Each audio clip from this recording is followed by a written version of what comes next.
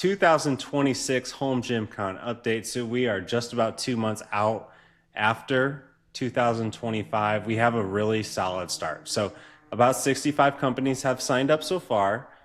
About 3/4 of the space that we saw filled last year is already filled up. So about half of the companies have signed back up and a few new ones. And most of the larger companies have signed back up. So that's why you see a different proportion of size. And we're also seeing some of the kind of like medium to large size booths raise their booth prices. So Prime, Synergy, RipFit, Xmaster, Temple of Games, they're all going with bigger booth sizes this year, which is cool to see. We also have a few other 1,200 square foot booths from new companies. So Primal Strength, they're coming from the UK. Wildman Athletica is a big mace and club company. They have another big booth. They want to do it big.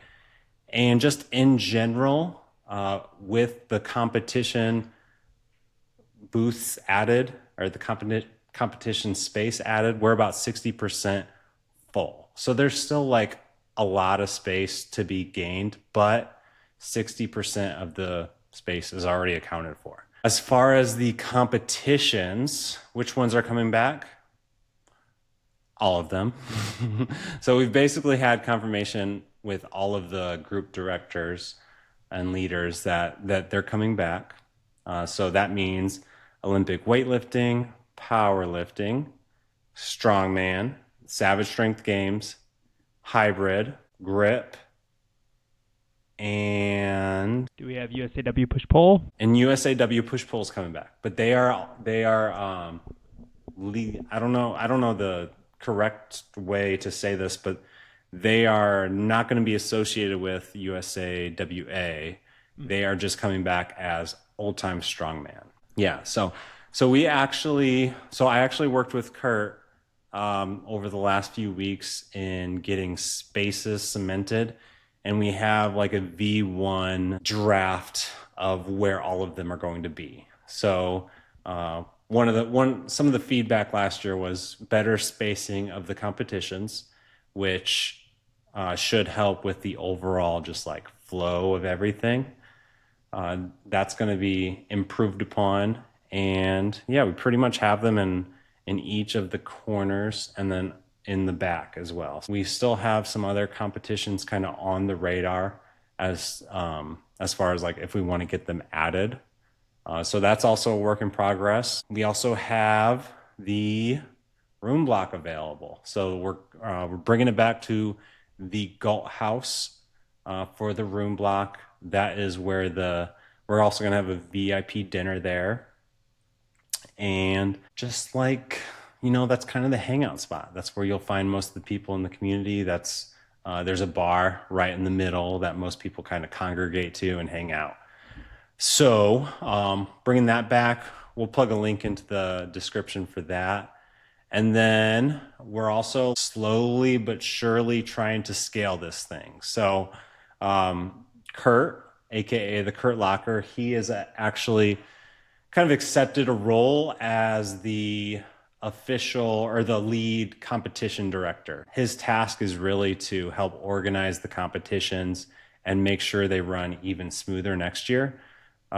We've had a lot of conversations over the past few months and basically just talking about how, we're taking this year by year, but we have really big goals for the competitions at Home Gym Con to just continue to improve each year. And who knows where they could be in 5 years. We really hope to bring some of the best athletes and just make it a really awesome experience for all of them. Matt Pendergraph, I don't even know if I've talked to you, Adam, about this, but he's now running the Instagram. So Oh, nice. so yes, so Matt's running the social media, at least the Instagram for now.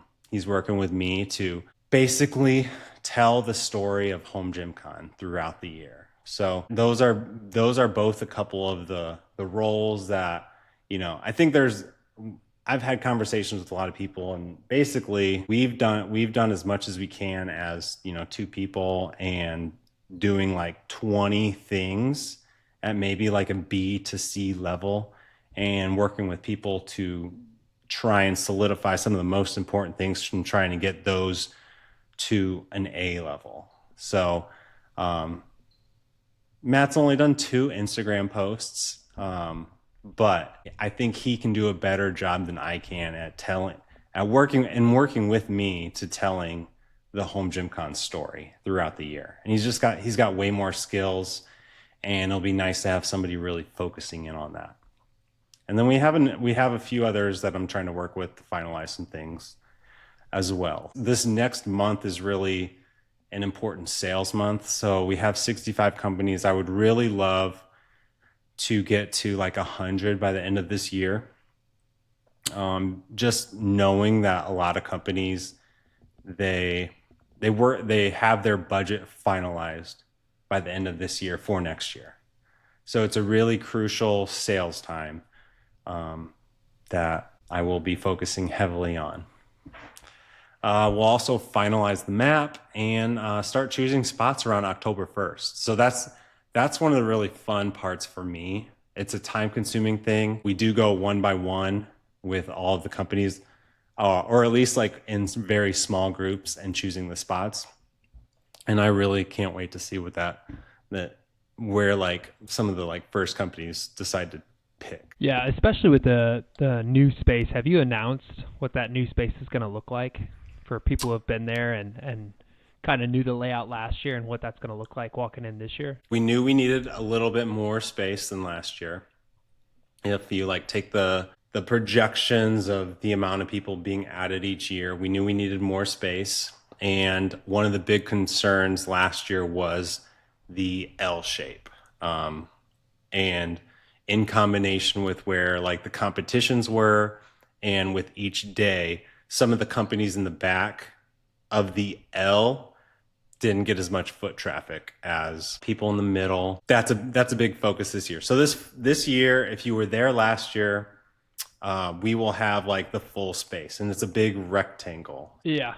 So yeah, like if you were there last year, that L without the partitions, I mean, it's going to be massive. It's going to look huge. I'm very curious to see where these competitions end up being. And then on top of that, when people start choosing their spots, the ones who have been there before have like specific areas that they know they want. And it'll be interesting watching it's almost like a fantasy football draft. Like what position are they going to pick in? So it'll be interesting because we do pick in order of sign up. The earlier you sign up, the earlier you get to choose. And then also before that, we have award winners from last year picking, we have premier sponsors from last year picking, and then we have competition supporters. So, and then we're also this year, we're allowing companies with 1,200 square feet booths or larger to choose before the order of sign up as well, there's a few different reasons. So the first is, you have the big booth, they choose their spots, and a lot of the other companies like to form around them. So that's one. And then it'll allow the larger booths to have like their own island this year. So yeah, it will be interesting. I think there's a few reasons, because we're going to have strongman in the back. We're going to have powerlifting in the back. We're going to have Olympic weightlifting in a corner. And then the grip, where rep was this year? So there is a weird, like, there's the 4 pillars right there. It's kind of a weird booth space, and it makes it kind of difficult to set up. So we're actually going to have, unless rep chimes in and says, hey, we want that space again, or if somebody chimes in and says they want that space, we're going to have the grip competition there, banded outside of the pillars even more. And then also the Savage Strength Games. Be a pretty cool spot for like, I think some of the like clubs and maces companies and grip strength companies to like morph around. So we might get like a cool little niche area right there. And then it'll be interesting to see if anybody wants to be by the powerlifting, and then also strongman in the back. Yeah. So that'll definitely help like flow the traffic to the bat. Yep, I'm seeing some new logos on there. Yeah, Yeah, a lot of new logos actually. any companies that stand out? Yeah, right away, Freak Athlete, seeing them on there is super exciting. That's great. Massonomics coming, I think, is really cool. They're already like, big time members of the community, so they'll be a great ad. Yeah. No, I'm Yeah, excited. those are two. There's only a few new ones. So Freak Athlete, Massonomics, Rapid Rings is coming. I mentioned Wildman Athletica. Stealth Number One was one of the stealth companies there last year, or that signed up last year, but they didn't make it in time, so they're carrying over. Who else? Buffed Animals. Yeah. That's Remember from. So that's actually that's a fun one. It is Grandpa Silva, right?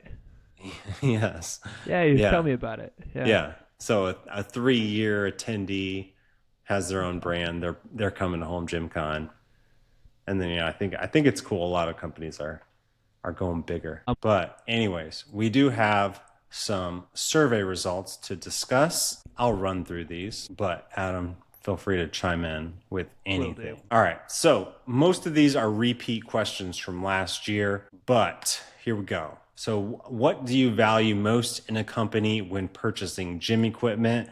So this is really a question as in regards to like extra stuff. It's not mentioning like price point and needs, which some people politely responded in the DMs saying they only purchase because of price point and needs. So we focused on like some of the extras like customer service reputation, being the innovator, brand relevance, and engagement with sport or home gym community. The easy winner here was customer service reputation. Number 2, engagement with sport or home gym community. Number 3, being the innovator. And then number 14, brand relevance. How does that compare to last year? So we did see some changes, nothing insane. If you're looking at the screen, you can see in red those that went down, and then those in green that went up. The biggest one that went down was customer service reputation, even though it was in first place. It went down from 49% down to 43%. And then engagement with sport or home gym community went up about 4.6%. The others were less than 2% changes. I would like to think Home Gym Con has something to do with that answer or those changes. Regardless, customer service reputation still has the number 1 response by a fair amount. Next up, this is a question that we also asked last year. We didn't see like any changes at all, but do you like seeing CEOs and founders in companies' marketing? 45% said yes, 13% said no. So a lot more said yes than no, but over 40% were also neutral. Are you more likely to buy from a person you've met? It's supposed to say, are you more likely to buy from a company you've met in person? 43% say yes versus only about 24% saying no. And then about a third are also saying probably. How does that compare to last year? So last year, 38% said yes. This year, 43% said yes. That's up about 5%, probably also up 2%. And then no is down from 31% down to about 24%. So we're seeing a shift in people saying they are more likely to buy from a person or from a company they've met in person. That's one, if I can interject. I wish I was unbelievably wealthy for like meeting these people at Home Gym Con and just like good people. I want to buy from like every single company there. So that's one where I'm like, after I meet somebody, I definitely want to support their company, especially if they're like, they have stuff that I could put to use. Yeah, me too. I mean, we're obviously biased, but I'm very unlikely to buy from anybody who isn't present at Home Gym Con. And I'm also starting to see that from some of the most passionate in the community. Obviously, if you really need something, then you're going to go wherever sells it. Especially if you're on a budget, you're going to really look at price. But if there's like if you've met somebody in person versus you've not met somebody in person, and there's like competing products, you're like almost certainly going to buy from the person that you've met, especially if they've left a really good impression on you. So yeah, I mean, I think this is encouraging for Home Gym Con. Level of interest in ATX coming to the US market. So high, medium, low, or who's ATX. 25.5% said high interest in ATX coming to the market. 26% say medium, 19% low, and then about 29% say who is ATX. So pretty spread out. What do you think about these responses? I think they would all be medium or high if they had the like experience of touching it. Would obviously like they might have all like seen ATX equipment and experienced ATX equipment and still voted like low, but from my experience and talking with people, that's highly unlikely. So like again, like a Home Gym Con thing, being able to like see all their offerings, like I'm extremely excited for ATX to come to the US market. Yeah, same. But yeah, there's still a fair amount of people who have no idea who ATX is. It's good news for them. Good news for them, yeah. What workout style is most appealing? So with Instagram, you only have 4 different possible answers that you can choose from. So this question's somewhat limited, but we asked about hybrid, powerlifting, bodybuilding, and strongman. The easy number one answer here was hybrid with about 52% of answers. Bodybuilding came in at number 2 with 23%, powerlifting 19.5%, and then strongman just under 6%. How does that compare to last year? We saw the biggest jump in bodybuilding. So that went from about 19% in 2024 to 23% in 2025. Hybrid, who made up 55%, went down to about 52%.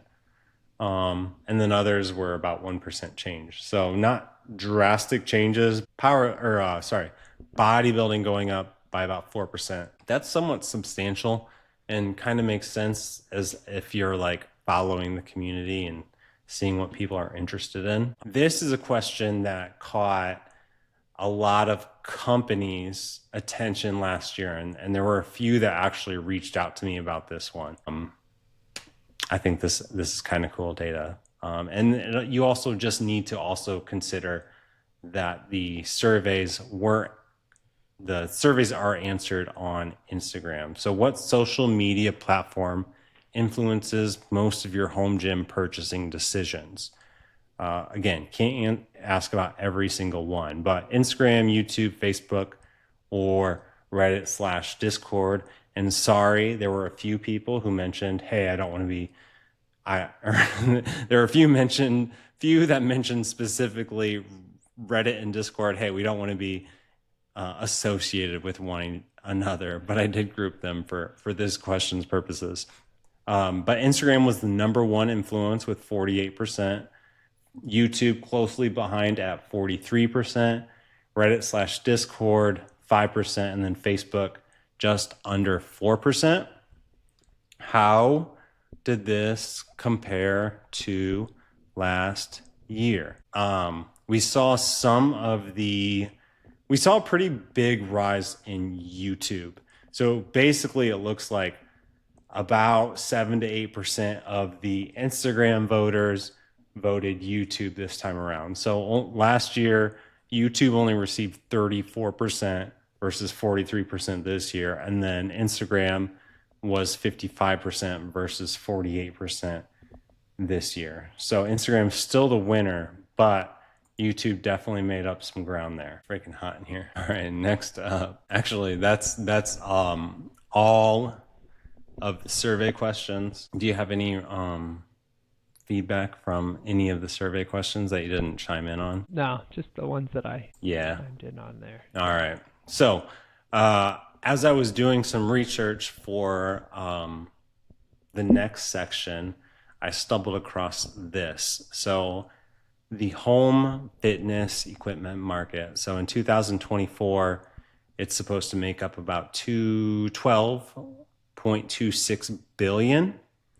And then in 2032, based off of this article from Fortune Business Insights, it's projected to be about 20 billion. So, pretty big market, supposed to grow by, I don't know, like less than half, but like it looks like about an 80% growth from now until 2032. To me, that does not come off as any surprise. I think a home gym, I've said this many, many times over the years, but a home gym just makes sense to so many people based off the time saved in your life, and we're all living busy lives, and the time saved is more valuable to so many people as opposed to maybe saving a few dollars. So I personally think with that, the benefits of a home gym combined with so many companies focused on creating great gym equipment,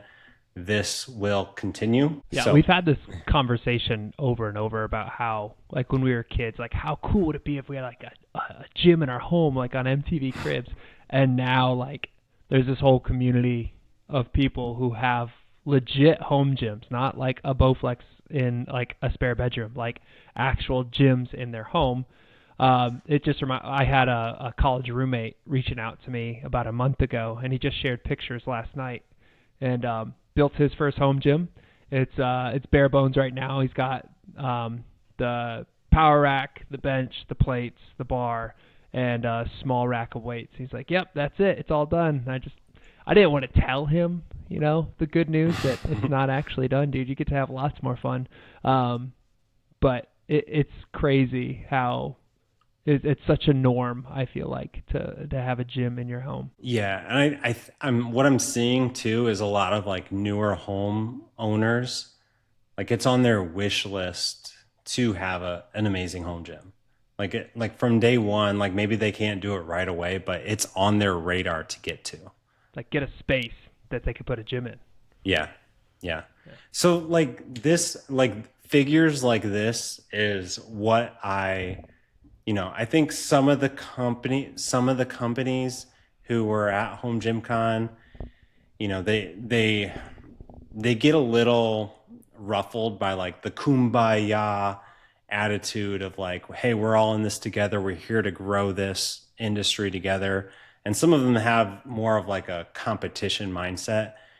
This is the type of stuff where I think like, the biggest obstacle is not each other. It is growing this industry. Like there's more to be had by simply growing the industry to a new height, because and just like getting the word out, like a home gym just makes sense. So these are the type of figures that like back that type of rhetoric. Anyways, let's get on to our next topic, which is 7 things to watch in the home gym world over the next year, or I guess maybe next year or next 5 years, because a year's really short. But number 1, so will magnetic and electronic resistance make it to the mainstream, and how many companies will get into the race? And then also, how will some of the larger companies adapt, like Rep, Rogue, Titan, Bells, Fringe, etc.? This is literally like what I was thinking when you said next 5 years, what's going to happen? Like how many more Vultures are we going to see? And who's going to make them? Right. So the market right now is Vultra, Mayax kind of like on the radar. They partnered with Freak Athlete. There's some cheaper Anchor. Amazon brands. There is the Anchor. And then Rep One just came out with like a teaser of a whole rack system takeover that they hope to partner with other companies on. So like there is, there's the Voltra, there's other options that are coming to the market soon. There's the Anchor. So we've got like different price points. We've got different, so we have like, I think we have a lot of options coming. It's going to be interesting to see like who wins, what other companies get involved. Like, does Rogue partner with somebody? Does Rep partner with somebody? Does Titan partner with somebody? Do they have things in the works? Because I do think, I don't know, like I love having a basic lap pull down and a basic single stack. And I kind of think those are what I want to keep forever. But there's also plenty of people, and like the next survey I want to do is like how much space do you have in your home gym? There are plenty of people who are only going to have 100 square foot or 200 square foot for their entire home gym, and it just makes sense to have some sort of portable magnetic or electronic resistance.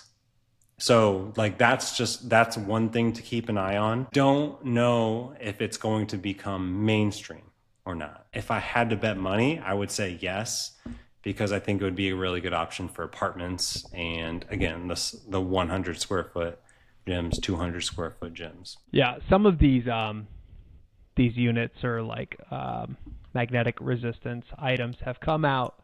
They've been neat, but they haven't like really gotten like the massive following kind of like the Voltra has. I feel like, and maybe it's just like the echo chamber we're in being like so tight with like so many like home gym influencers, the Voltra's a different beast. And so I see companies seeing what people are doing with them and the excitement, and I just don't see a world where there's just going to be just the Voltra doing it that way. I mean, have you seen how much exposure the Anchor's got since Home Gym Con? So yeah. They've been in a ton of videos. They've already partnered with like Darko and Rohrman Strength and someone else. So like they're getting out there, and they make sense at a certain price point as well. So it'll just, and also like seeing Rep One come out, I'm very curious to see like how many companies are also working on something behind the scenes, so that's just one thing to keep an eye on for. I'd be very curious if you guys have comments, throw those in the comments. So that's the first thing. I think that's very obvious, like people see it coming. I think so. It's very obvious. I don't know if it's going to take 1, 5, 10 years. I think a lot of it comes down to getting the price point down. And, the Voltra's great, but it's like $2,500. Right. So the second one, and this is something we've talked about for years, and it's something things that have already come to fruition. But, the Made in America companies are like, they're making really great stuff, but their lead times are still really large. Does that mean that there are going to be even more collaborations in the future with more of the companies that are producing at a higher scale? I don't have an answer.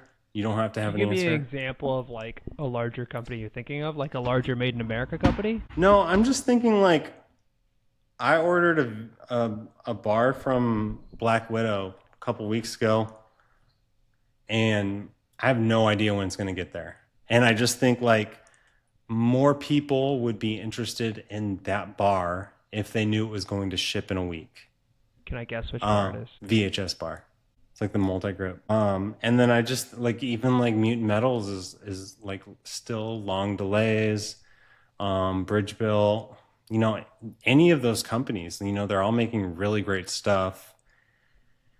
And I think I do still think it's a win-win for both style companies to do those sorts of deals. So I don't know. It just seemed like COVID happened in 2020, and there's just still really long delays for premium gym equipment. I I don't know how, like, I understand like why, and I'm not trying to put blame on anybody, but it's usually just it's like in most other business areas, it's like an opportunity for other companies to step in and do something similar to solve the problem for the buyer.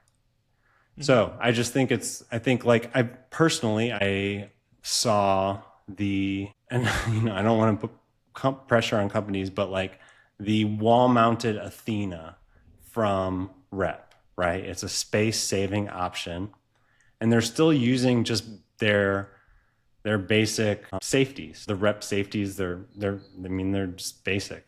I think it'd be a really good opportunity to partner with somebody like Surplus Strength to bring their stealth spotters, who are still like a long wait list, to Rep market. So I just think that's something to keep an eye on. What do you think about this one? So the home gym community, I think, has grown a lot since COVID. It's been around for a while, but it still does not get the attention from like a lot of the legacy home gym companies. So I think like Total Gym or Nautilus or Bowflex or Precor, Vanco, Life Fitness, Cybex, Schwinn, even like Gold's Gym. Like none of those companies, it just feels like they have no idea a home gym community exists. And you know what I'm saying? Like, Yeah. and which has been a great benefit to companies like Rep and Titan and Rogue, who have like shown interest in this community.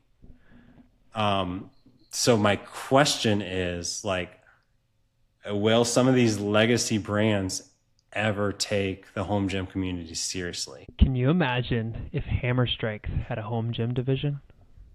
Yeah, totally. Like, I just don't understand why they don't. They're getting still got to be good where they're at. I don't know. Like their Right, contracts must exactly. be too big where it's not worth Exactly.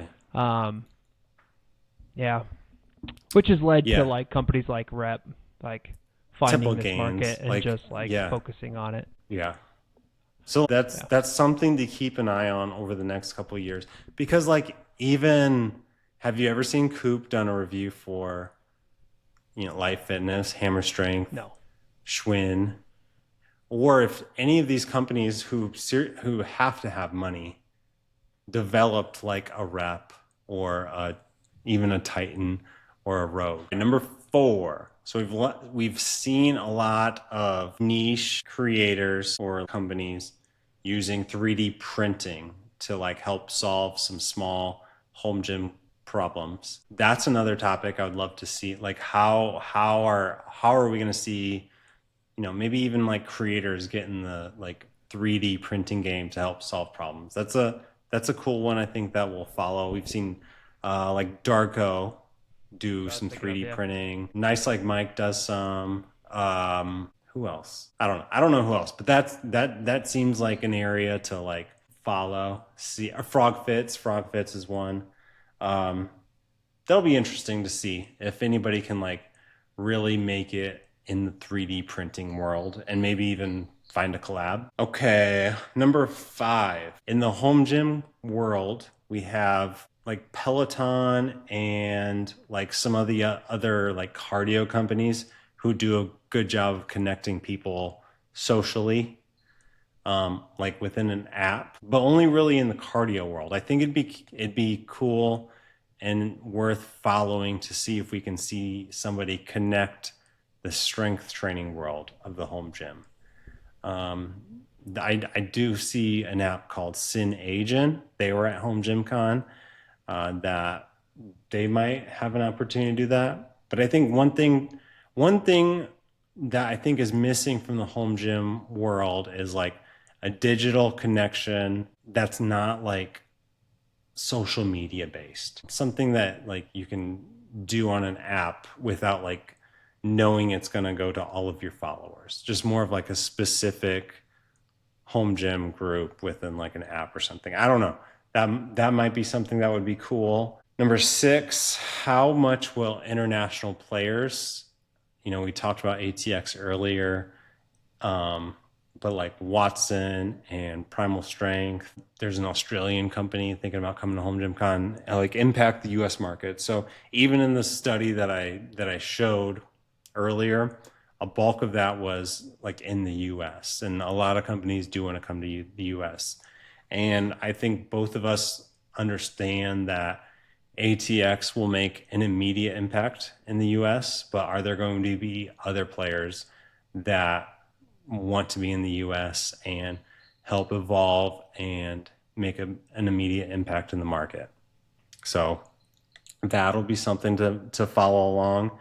And then the last one I have is so there was a company president that drove through Indianapolis, and I ended up having dinner with them. And one of their questions was, who's not going to make it? So I guess another one is going to be, what kind of companies don't make it? And honestly, I couldn't think of anybody that I didn't think was going to make it. So that's just going to be something like, who are the companies that it used to be like the most passionate home gym owners knew which companies were just white labeling and which ones weren't. But I do think it's starting to filter down into like more people. So that'll be something to track as well, though. Like what is going to separate the companies that make it, who are going to be around in 5-10 years versus who does not. I still think the market's going to grow enough to where most companies are able to make it, as long as they like find some sort of differentiator and find their niche. But that's something as well to keep an eye out on. Yeah, that would be my answer. Is companies that wouldn't make it would be the ultra budget companies that have like no connection to the community, or just slapping a label on it and sending it out there, who possibly would not make it. Yeah. So that's 7 things to keep an eye out on for the next year or 5 years. Feel free to add your own thoughts in the comments, other questions that we should have asked, but that's all I got.